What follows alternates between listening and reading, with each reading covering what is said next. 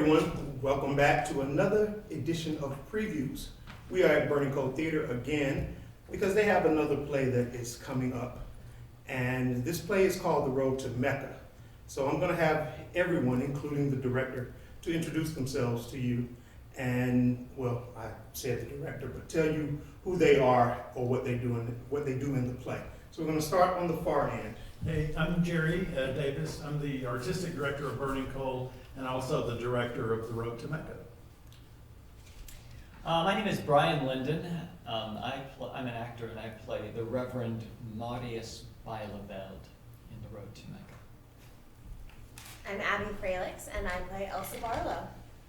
I'm Lenore Field and I play Miss Helen. Okay, thank you. All right, Jerry, let's start with you. Tell us, why did you pick the Road to Mecca to do? Well, a couple of reasons. The most sort of mundane and straightforward reason is that it's our 25th season this year, and we wanted to bring something back this year that had been done in a past year and had been done successfully, and this was one of our most successful productions. But the other reason is just that it's frankly one of my two favorite plays. It sounds, Aaron Sorkin once said, a good play sounds like music in my ears, you know, when I listen to the dialogue, and that's how I feel about this production and this script. It just sounds like beautiful music when I hear it. Well, with saying that, can you tell us, is there something about it that just makes it sound like, you know, like that? I mean, you know, a play is, to the average person, a play is a play. Right. You know, but Right. to you, it sounds like music, so. I wish there was a way that I could explain it that wouldn't make me sound like a babbling idiot. But I will tell you that the subject matter is very important to me. It's about real people, and it sounds like a real conversation to me. It's not, you know, in the way that we think of Shakespeare or David Mamet as being great script writers. Nobody would look at one of their scripts and say that's how people really talk. But with Fugard, I think it's closer to that. It's closer to real conversation. Okay. Abby, tell us a little bit about your character. Oh, wow. Okay. So I play Elsa Barlow, who is a 31-year-old English language teacher from Cape Town. Wait. Go from one to the other again. Do that. Go ahead. Continue to talk and go in and out like that again. Okay, go ahead. Yes, so my character is an English teacher who has befriended Miss Helen for about 5 years and has come to answer Miss Helen's call of distress. Okay, all right. And Miss Helen, since you mentioned Miss Helen, tell us about your character. Well, Miss Helen is a little lady that lives in a village that is very conservative and church-driven. And after her husband passed away, her husband of probably 37 years or so, she starts to have these visions, these pictures in her mind of these statues and you know, artistic expressions, and she starts to create them in her yard and in her home. And this very conservative village starts to, you know, question her and question her sanity and all that. And what I love about it is that, you know, one of the themes is artistic expression versus oppression. So I just love the play, as Jerry had said that he did too, and I think it's just a really beautiful story about these three very interesting characters. You said artistic expression over oppression. Do you find that happens a lot in theater, or do you think that has happened to you? I feel that it happens. It's very current still. I think it's happened all through history. And as far as me, no, I was lucky. I was brought up in a household of very artistic people. I don't know if you know the play, You Can't Take It With You. And there are all these crazy characters. That is what I grew up in, fortunately. Okay. And Miss Helen actually reminds me a little bit of my mom. Hmm. Yeah. Okay. Interesting. Okay. I always find something out in these interviews, and then your other castmates find stuff out too. Because when you said your mom, they kind of look down like, "What? Your mom? Okay." Now, I see that there's a closeness between these two, but they kind of leave. You're kind of off by yourself. So, is that your character as well in this production? Yeah, I'm kind of, I would not go so far as to say the antagonist. But I wouldn't go so far as to say the antagonist, but I would certainly agree that the two of them have a bond that I do not really share in. In fact, I have a fair amount of misconceptions about both of them. I think that I see them both in ways that they are not really. I think I have a lot of, not to be, I'm kind of limited in a way. My character is I'm kind of limited in the way I think. I'm a bit narrow-minded. There are all sorts of things that people do that I don't recognize the value of, or don't see the appeal of, or don't understand how they could live that way. So as a result, I think they're kind of just doing things wrong when in fact they're just living their life the way they are. And I don't understand that. And I think that that's a problem. Okay, because it's not the way you see things. Right, exactly. I mean, I think that there are people in the world who live their lives differently from others and recognize that other people live their lives differently than they do and think that that's okay. But in the play, I don't think it's okay. I think that I don't see how they can go on living like that. I think that they are lost when in fact they are just on a different path. Now, how do you two think of as your characters? How do you think of him? I know, so, and Brian, it's quick to say that he's not like, I don't think there really is one antagonist. I think we are in conflict with each other over Miss Helen. Where we both want what we think is right for Helen, and those are diametrically opposed conceptions of what she needs. Okay. All right. Mr. Davis. Now, upon reading the title, and of course it being the holiday, the first thing I thought was, this the road to Mecca. I don't know, Christmas, something with the holidays. But this is not a holiday play. No, but it is a play, very much a play about love, which, if Christmas is about anything, it's about that idea, and it's about three different kinds of love, and we get to see each of them given full voice in this play. And Juan, that's what I really like about the play. I should have said this earlier. It's fair. There isn't a bad guy and a good guy, like in an old Western or something like that, and you can tell who the bad guy is by what kind of costume he's wearing. We think that that's what we're going to get, but then once the play starts to unfold, we begin to see each of them as human beings, and each of them have a different way of looking at the world, as each of the actors have said, and each of them get to express that in this play, which I think is fair, and I don't think a play that isn't fair is art. I like that. Miss Helen, and I'm going to call you guys, but I'm going to try to call you guys by your characters' names. I know that you are the center of attention, because she said you're the center of attention. Did you do any, well, you said it was kind of like your mother, but did you do any specific research for your character? Well, yes, I read quite a bit about the artist that was that Ethel Fugard was inspired by. And I mean, she was a real person, even though the play is not specifically about her, but her name was Helen Martins, and I read as much as I could find about her, and more importantly, to see the artwork, because her home is now a museum in that town, and so there are pictures of her statues, and you know, she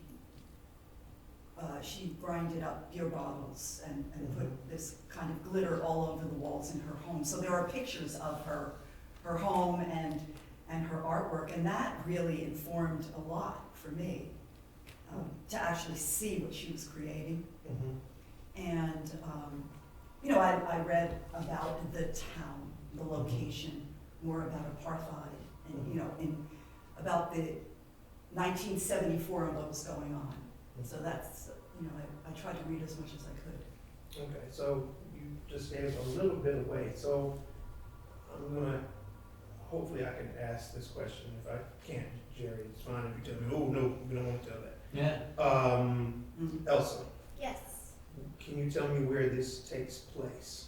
So it takes place in the village of New Bethesda in South Africa during the fall of 1974. So right smack dab in the middle of apartheid South Africa. Okay. What is it, Marius? Yeah. Marius. Okay, I try to remember that one. That's the name I hear normally every day on the street. They call me Dominic.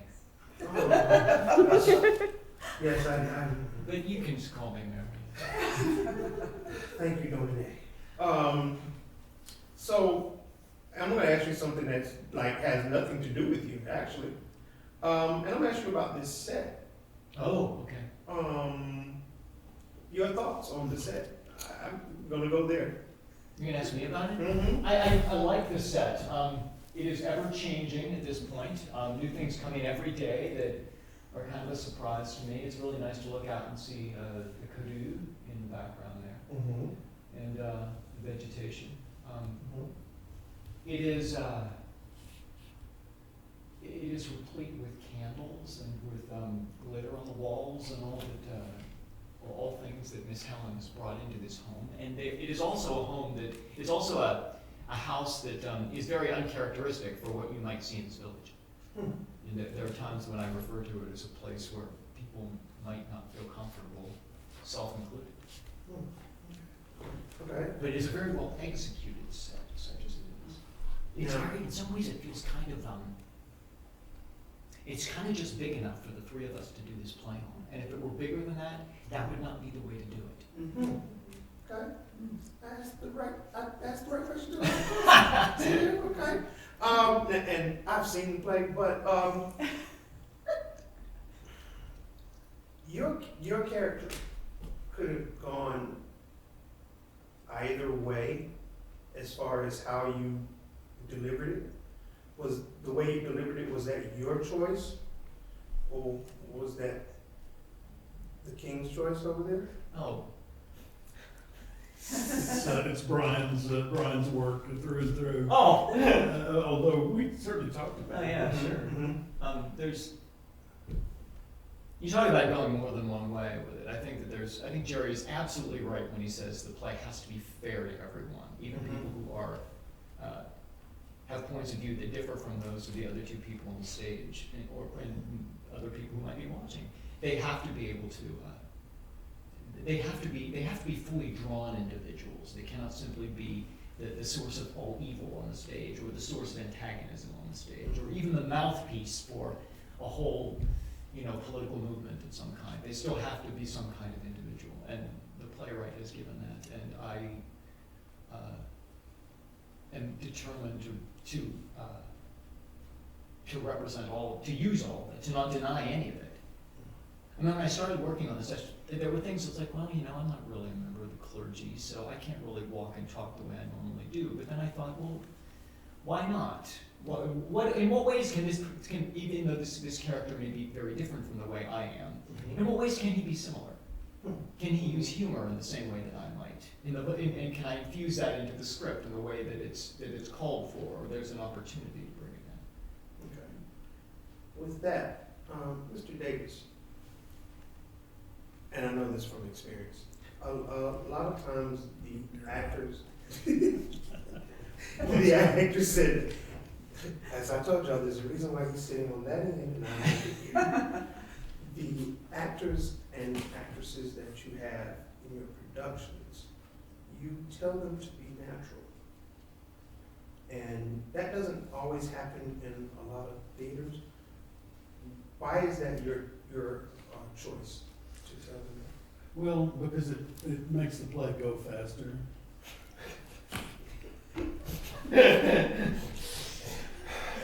It does. That's a facetious answer, but the fact is that, Adrian Hall said this, the director, he said, the audience must be leaning forward, trying to catch up. Once they settle back, having caught up, you've lost them, right? There's no reason for them to pay attention to you anymore. And so pace is critical to the telling of a story.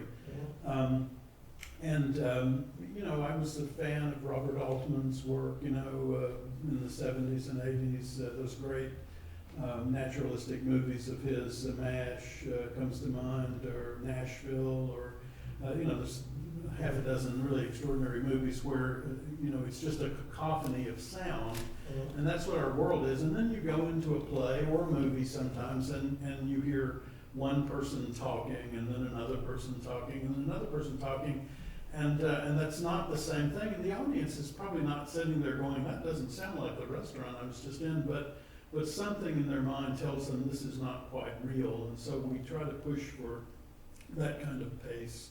But mostly it just makes it go faster. And I'm gonna go with that answer.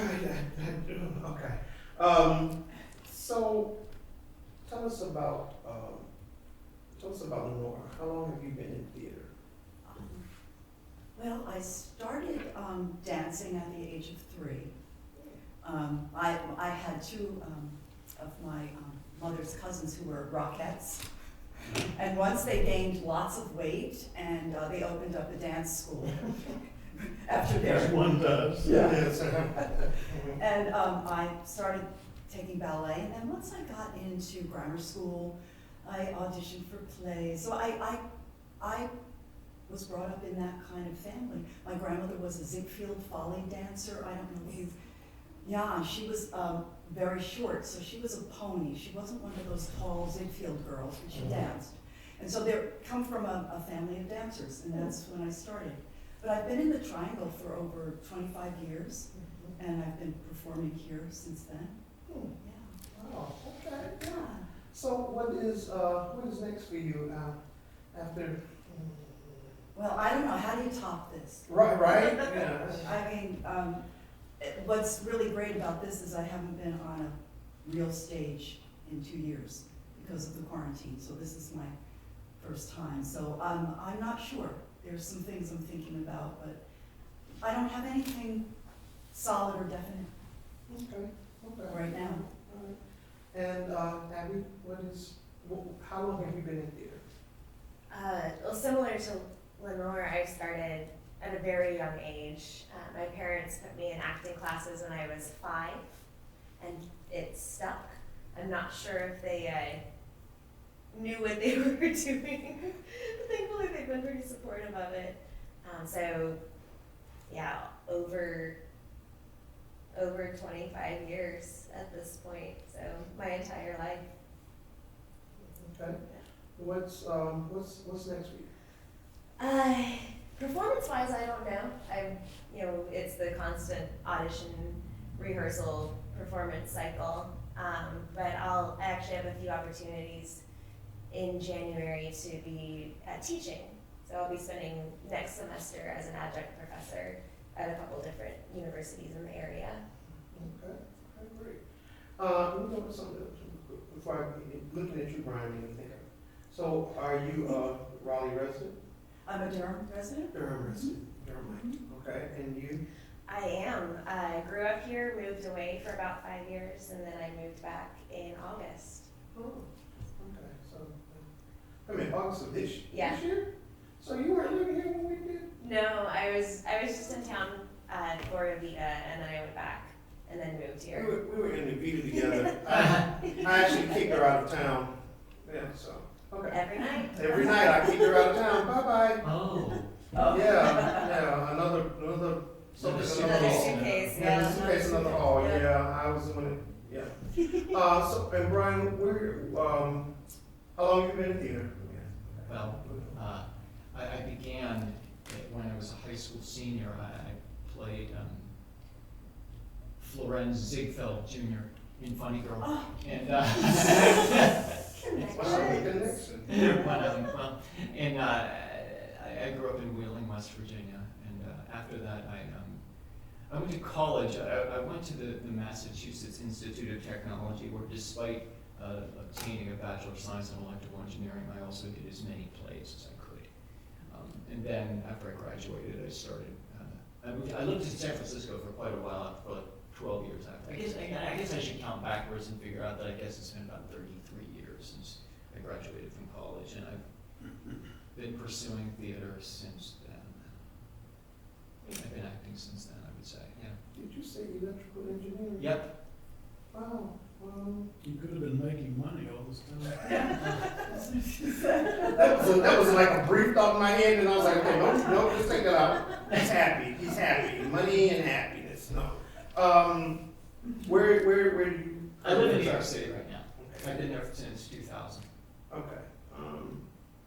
Tell us a little bit about New York, because North Carolina people gonna watch this.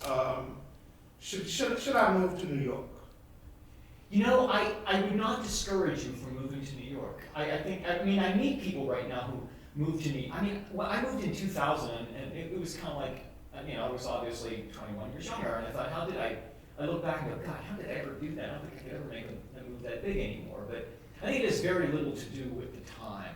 It has a little bit to do with the time. I think maybe the pandemic is a difficult time to move anywhere, but I don't think that moving to New York is a bad thing right now. I see people do it, I'm amazed by it, and I tip my hat to them and say, you do it if you want to move.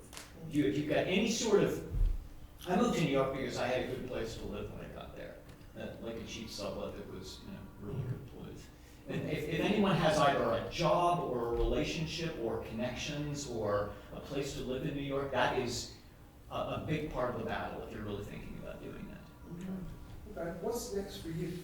I, again, do not know. And I have to say, Lenore said a minute ago, she said, how can you top this? And I chuckle at that, but I also have to take it kind of seriously. It's like, for a little while after this, I think I'm going to want to let my brain sort of relax a little bit and not have to maybe do something that's a little easier, like an under 5 in a television show or something like that, or something funny maybe, something really funny. This is very funny. Yeah. I do want to give anything away. This is a comedy. Yeah, it's a comedy. So as she said, is this your first time back on stage since the pandemic? Almost. I did one short project in New York last month. It was a performance art piece. It was 3 performances. It was a relatively small audience, but it was really good to do that too. Okay. Jerome Davis. God, it didn't even sound right to come out. I'm not calling you Jerome.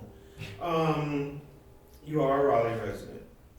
You are the artistic director. I'm giving answers. I started dancing when I was 36.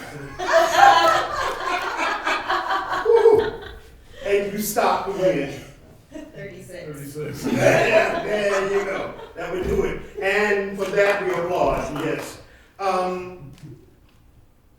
What makes you decide that you want to direct as the artistic director?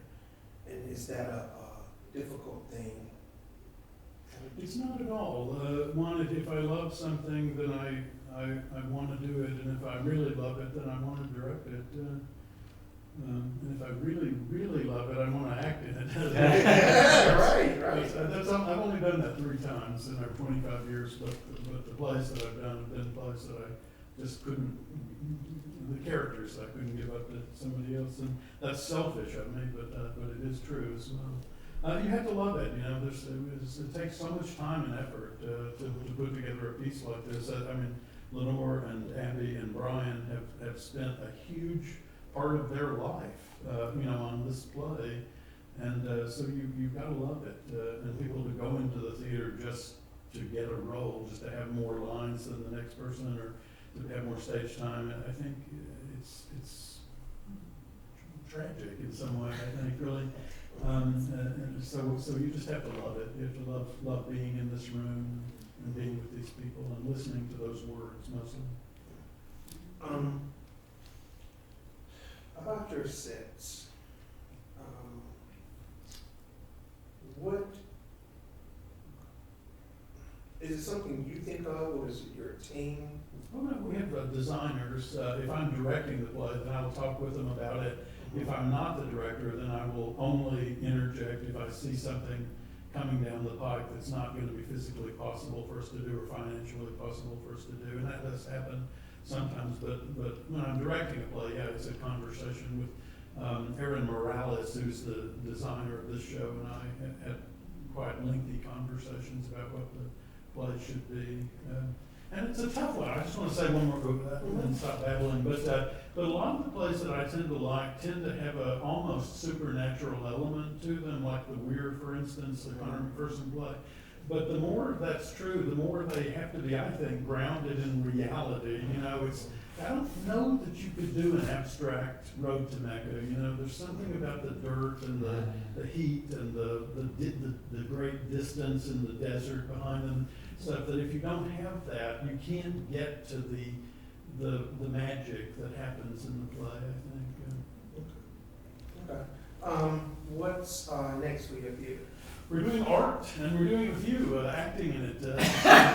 It's one of the great comedies written in my lifetime, and there aren't that many. You know, there are a few good comedies written in the last 50 years or so, and art is way at the top of that list. So you and Byron Jennings and Preston Campbell, Ken Hinton is directing, and it's going to be a killer.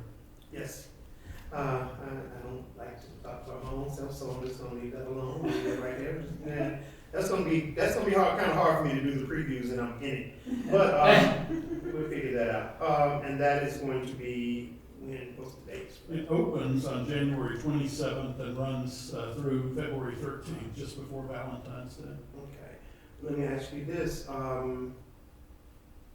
with Omicron now coming, what is it like as far as people coming to the theater?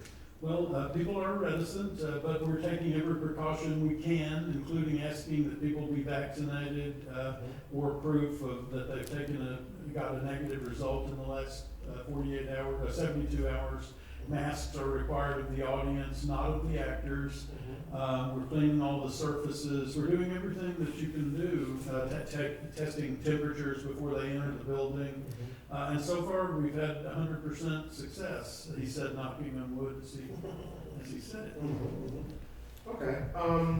Well, that is actually all that I have for you guys.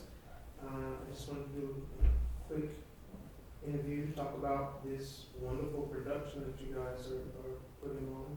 Is there anything I missed that you guys might want to mention? Or? I just wanted to mention that Bernie Cole does a wonderful job with streaming the performances. Yeah. Yes. So where can they go to if they wanted to see this performance? BurningCold.org. You can buy tickets to see it in person or to see it online each night, and it is a live stream. Okay. And with that being said, the streaming, and I've asked other theaters this question. 1 second. Stop tiptoeing. It's fine. You can walk on the set if you want to. We want to keep this real. We want people to see what it's like with production and everything. You can. She's got a job to do. She's got to get ready because this is their preview night. And if we're in your way, you come ahead. You put stuff on the set. You tell me to get up and leave. It's all right. It is what it is. This is real theater, people. This is live theater. This ain't make believe. Streaming. Is this something that's gonna stop laughing so hard? Is this something that's gonna soon stop for you guys, or is this gonna continue? Well, the people who control royalties for plays will determine that. If they're willing to let us do it after the pandemic ends, he said, knocking on wood again, then we would certainly continue it. But that was not the case pre-pandemic, and I expect they'll go back to that tighter clenched fist policy. But And the union also has some say in that. Brian is a member of the union right now, and so he, that may be part of the solution or answer as well. Well, I think with the Greek alphabet coming, that'll be straightforward for a while. So, okay, well, guys, thank you so much, and knock on wood, or knock on Jerry's head, break Jerry's legs in these performances. As I said, I've seen it. Somebody I know did the sound design for it, so I think it's a wonderful play. You guys did a great job. I was prepared to not like you, and then I started liking you, and then I stopped liking you, and then I liked you again, and then I stopped liking you because you made me not like the two of them in the beginning, and then I liked you again, and then I just said, well, I just won't like Jerry. So I left it at that. I left it at not liking Jerry. I like the three of you again. It's Jerry I don't like. So please come see this or see it in streaming mode. It is a great production. It's a great play, period, but it's a great production here at Bernie Cole. And until next time, I will see you guys in preview. Wave bye to the people. Thank you, Juan. Thanks for doing this.